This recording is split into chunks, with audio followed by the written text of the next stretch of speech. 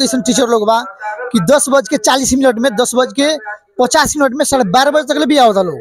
अब वो लोग से हमनी के प्रत्यक्ष से पूछला पर का कहला लोग हम what is our country name? हाम्रो देश को नाम के हो? ल यति सम्म मैले भन्दिए। What is our country name? हाम्रो देश को नाम के हो? दर्शक बिन वैसे ही हमने के जाने का प्रयास करते इंसान यहाँ के बगही के वार्डवासी बाटे लोग उ लोग से बातचीत करते हैं जे यहाँ के स्कूल में कैसन पढ़ाई होला, यहाँ के शिक्षक लोग टाइम से आवेला कि ना आवेला, वो विषय पर बातचीत करे जाता नहीं सन। अपने के नाम कथी करी? नमस्कार। सबसे पहले यहाँ बीरगंज चर्चा न्यूज में जितना भी लोग देख रहा बाटे वहाँ के बहुत बहुत धन्यवाद देता कि आज हमने के बीरगंज महानगर पालिका 28 नंबर वार्ड का हमने के श्री मानंद प्रसाद उपाध्याय माध्यमिक विद्यालय में वहाँ लोग आये बानी। वहाँ लोग को बहुत बहुत धन्यवाद। आज हमारे परिचय देता हमारा नाम विनय राजभर घर बगही। ये अपने के जोन स्कूल बाटे गांव के और एमे के पढ़ाई कौना हिसाब से होखेला, टीचर लोग टाइम से आवेला कि ना, ओकरा बारे में बताएं। अब जितना भी हम यहाँ कहे के चाहेम कि हम जब भी अपन दुकान भी बाटे हमारे लगे यहाँ जब भी हम आवे नहीं तो कितना मास्टर लोग 10 बजे ही चल जाला, उन लोग भी कहे के 10 बजे होता। और कितना भी विशेष कह के बहुत ऐसा टीचर लोग बा कि 10:40 में 10:50 में 12:30 तक भी आवता लोग। अब वो लोग से हमनी के प्रत्यक्ष से पूछला पर का कहला लोग हमनी के स्कूल के कोनो ऐसा काम से महानगर पालिका में काम कर रहा, शिक्षा ऑफिस में काम कर रहा, तो हमनी के का कहे के मतलब कि अपने लोगन यहाँ स्कूल पढ़ावे वाले बानी जोन भी ऑफिशियल काम बा अभी ऑफिस के टाइम में छुट्टी लेके जाए। ऐसा नहीं सन हमनी तो बात कितना बेर कह चुकल बानी सन। और स्कूल के सुधार के क्रम में कितना भी हमने यहाँ बहुत किस्म के विवाद भी भय मगर किस्म से कोनो गाँव से भी रिस्पॉन्स नहीं के आई और महानगर पालिका से कोनो ऐसा चीजें नहीं है।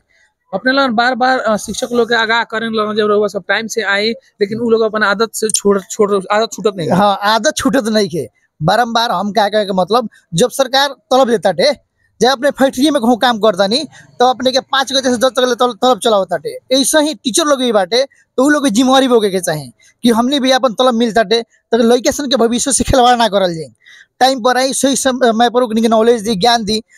अब ये चीज बारम्बार कहते हुए भी टीचर लोग को कोनो भी रिस्पॉन्स नहीं है और भीतर गईला पर भी था लगी अपने लोगन के कि बच्चा सन में का नॉलेज बा का नहीं के। तर म 5-6 क्लास को एउटा हिसाब दिन्छु, सानो हिसाब, ठीक छ? त्यो बनाउनु पर्छ है।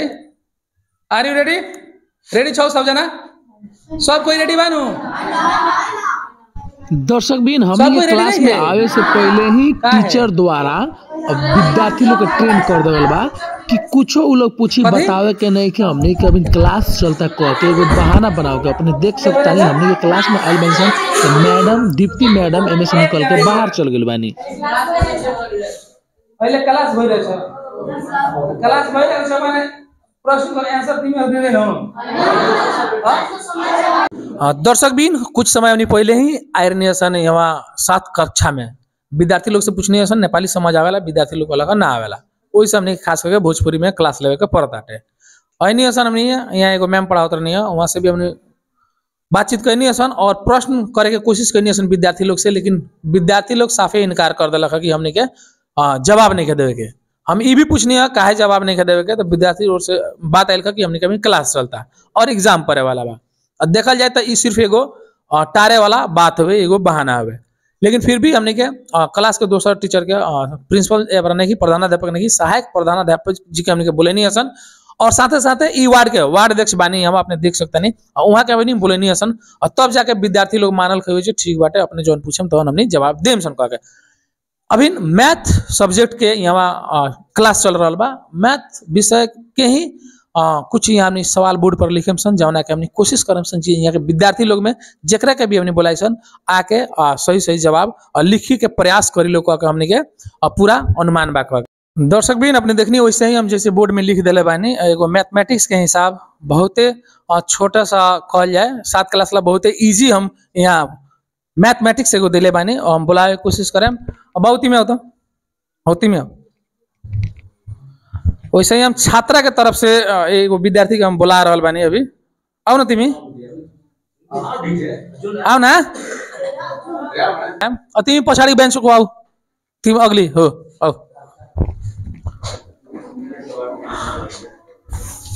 के नाम हो बाबू? अंतिमा कुमारी सर। रोल नंबर कति हो? 60 ल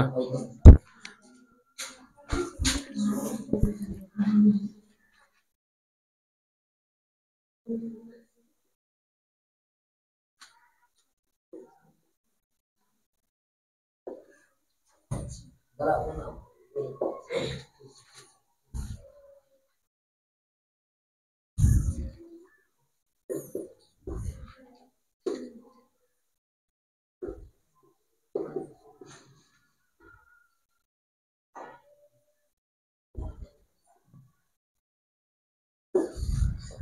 छ केही मिस्टेक छ त्यसमा हो कन्फर्म हो ल जो यसमा केही मिस्टेक छ सबजना कन्फर्म हो पक्का हो ल तिमी अगाडि बसेछौ तिमी बाबु उभा त तिमी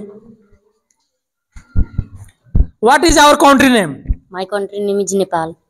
नेपाल हो इन्डिया हो Nepal. लेखेर बोर्डमा हेरौ खाली आन्सर लेख्नु छ क्वेशन मैले भन्दिए हैन मैले सोधे what is our country name दर्शकबिन अपने सब अभी देखे तानी अभी कक्षा 7 हमने विजिट कर रहल बानी सन और हम वहां लिखे के देले बानी what is our country name प्रश्न हम कैले बानी जाना के आंसर 7 क्लास के विद्यार्थी लिख रहल बाड़ी ठीक बा कथी नाम हो संजना कुमारी पासवान. रोल नंबर कितना हो 11. 11 गुड जो इसमें कहीं गलती छैन नि छैन. कंफर्म हो हो. तो जो ठीक है तिमीले त जवाब दिएको है तिम्रो नाम के हो बाबु Manisha Patel. What is our country name My country name is Nepal. ठीक छ Yes. ठीक छ कि गल्ती छ त्यति मात्र भन तिमी I guess wrong. ह आई गेस चल्छ आई गेस चल्दैन गेस गर्नाले चल्छ आउ बोर्डमा लेख अरु पनि चेन्ज गर्नु छ कि ठीक छ Country change. आउ फेरि चिटिङ तिमी न what is our country name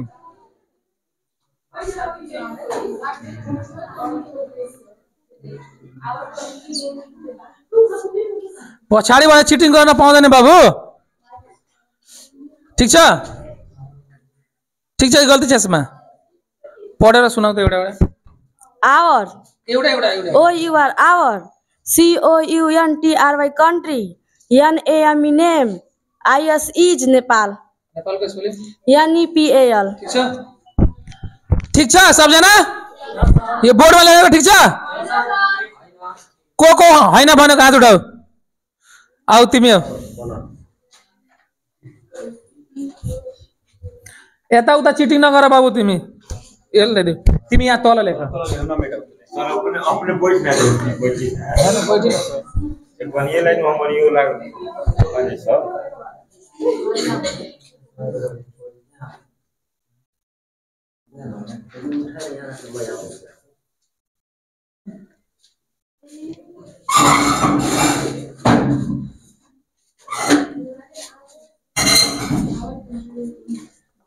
ठीक बा पढ़ के सुनाओ तो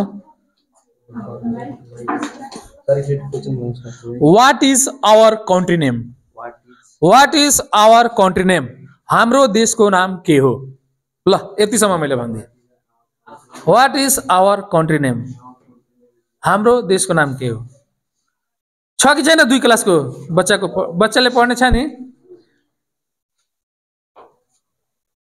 भयो पढेर सुनाऊ एउटा एउटा my our country name is Nepal. ठीक छ ठीक छ ल जाऊ आऊ तिमी आऊ के नाम हो तिम्रो आऊ आऊ आऊ यो गल्ती छ है यो गल्ती छ ल तिमी लेख दर्शकबिन सुरुमा हामी चाहिँ म्याथमेटिक्सको एउटा हिसाब दिएको थियो बहिनीले चाहिँ आएर करेक्ट चाहिँ उहाँले बनाउनु भएको थियो उहाँलाई फेरि हामी बोलाएको छौँ यहाँ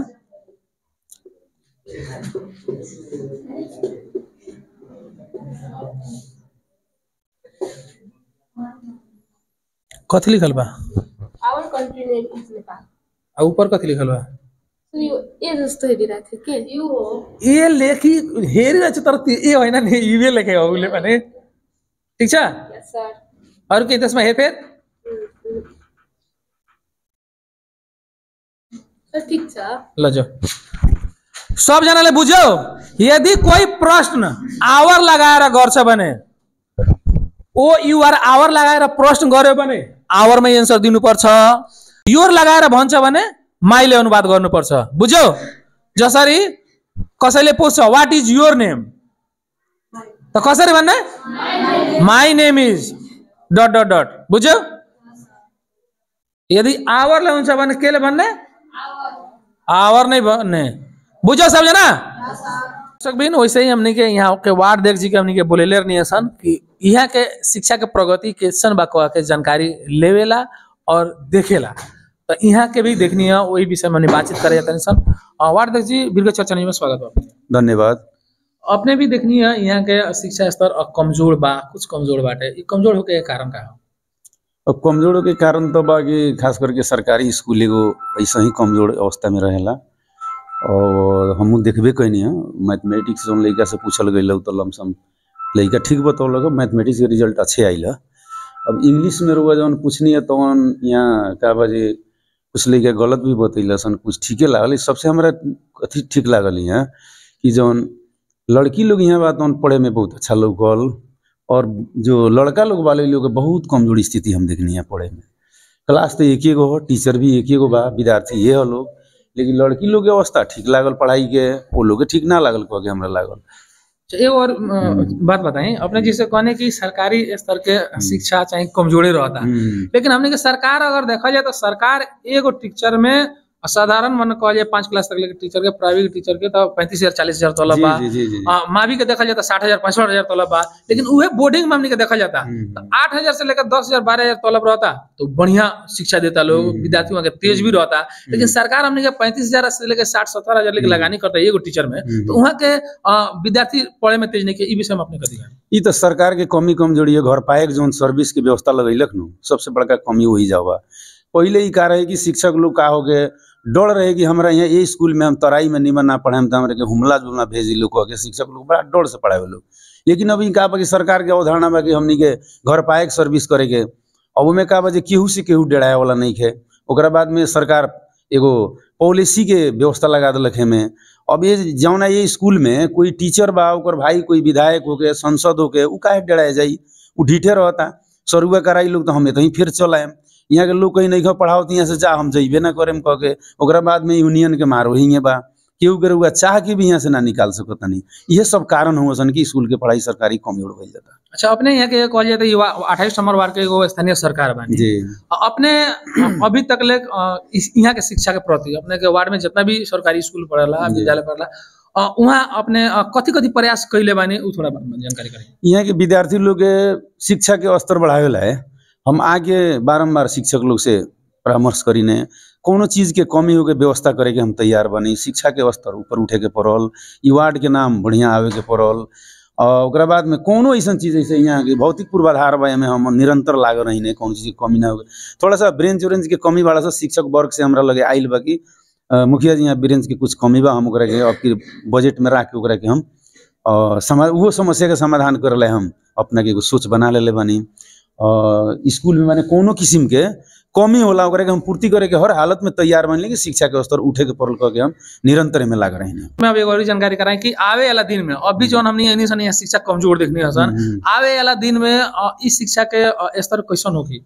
आवे वाला दिन में हम पूर्ण विश्वस्त बानी कि शिक्षक लोग बढ़िया से ले जाए। हमनी के ऑफिस में भी बैठ के सलाह करनी कि सर शिक्षा के स्तर बहुत नीचे गिरल जा रहा बा, हमनी के शिकायत हो रहा बा। उ लोग प्रतिबद्धता जन होले वालों कि आवे वाला दिन में एकदम विश्वस्त रही, आवे वाला दिन में हमने अच्छा रिजल्ट देम सन। और एक और बात जानकारी कराई हमने के अपने के बीरगंज 28 नंबर वार्ड में जो स्कूल बा, स्कूल के आसपास के बासिंदा लोग से बराबर हमने के लगे फोन आवत हटे, जानकारी आवत हटे कि यहाँ के टीचर लोग जो बाटे उ लोग टीचर टाइम 10 बजे है स्कूल में पूरे के, लेकिन 10:30 पौने 11 कोई 11 11:30 कर देता।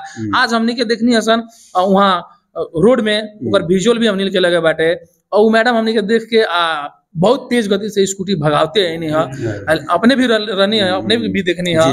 वो विषय में यहाँ के शिक्षक लोग के टाइमिंग मिलावेला अपने कैसे किस्म के यहाँ सुधार करें, एक बारे में सुधार करे के हमर तो निरंतर हरदम तो यहाँ बैठे ना सके, लेकिन जे प्र यहाँ के बा संपूर्ण जिम्मेवारी उनकर बनता। उनकर कोनो किस्म के कमजोरी बा तो हमरो से कहे के चाहिए। ई सारा दायित्व उनकर बनता प्रजी के काहे कमी होता, काहे सुन टाइम में लोग टाइम पर नहीं आवे सकत, वहाँ से नहीं होके सकत, वहाँ के हमरा के जानकारी करी, उस समस्या के समाधान हमरा करे के बा। हमरा जानकारिए ना होई तो हम तो कार्यालय में बैठे वाला, बीरगंज जाए वाला, हरदम यहाँ के समस्या के बारे में हमरा जानकारी हुई तब न उस समस्या के हम समाधान करें। तो अब ऐसा जैसे अड़ोसी पड़ोसी के हमनी के जितना लोग बा हमरा से कही लोग जैसे अपना ही लोगन के माध्यम से बात हम सुने में आइल, हम एक बारे में क्वेश्चन उठा सकता नहीं ऑफिस में, हम का ऐसा होता कह के क्वेश्चन उठा के तुरंत ओकरा में हम समाधान सुधार